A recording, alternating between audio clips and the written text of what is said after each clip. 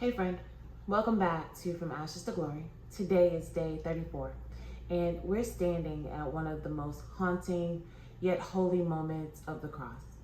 Jesus cries out, not in anger, but in anguish, my God, why have you forsaken me?" Let's lean into what this means and how it changes everything. Matthew 27 and 46. My God, why have you forsaken me?"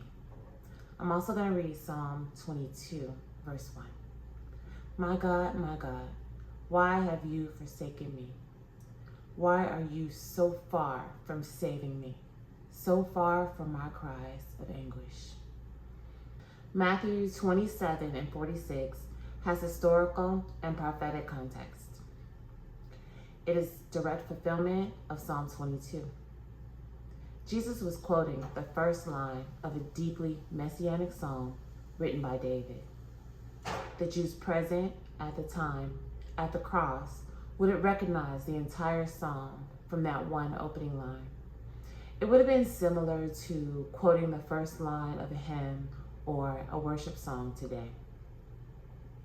On the cross, Jesus bore our sin. He experienced for the first and only time a spiritual distance from the Father. The one who had perfect fellowship with God was now carrying all the guilt, shame, and wrath meant for us.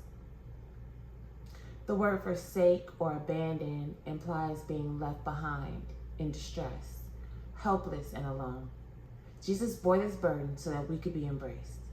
This was the darkest hour, and Jesus entered it willingly, so that you and I never have to.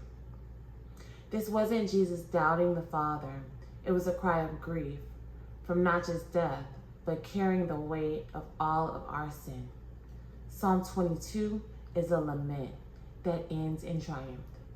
The psalm Jesus quoted goes on to describe how God does not despise the suffering of the afflicted, and even says he has not hidden his face from him.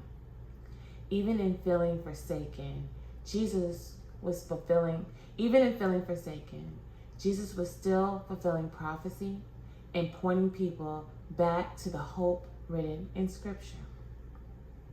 If you ever cried out, wondering why God seems far, Jesus cried that too.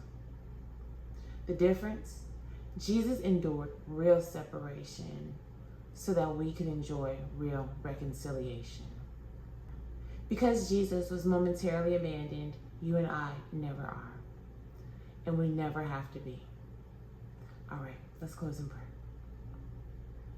Heavenly Father, thank you. Thank you, Father, for the boundless love that sent your Son, Jesus. We are profoundly grateful for his endurance, for bearing the silence, the separation, and the crushing weight of our sins. Father, grant us the unwavering trust to know, even in the deepest darkness, you hear and respond. Help us remember that moments of perceived abandonment are necessary steps towards our redemption. We surrender our cries to you, Lord, confident that every one of them is heard by you. In Jesus' name we pray. Amen. Thank you so much for joining me tonight, and I will see you again tomorrow for day 35.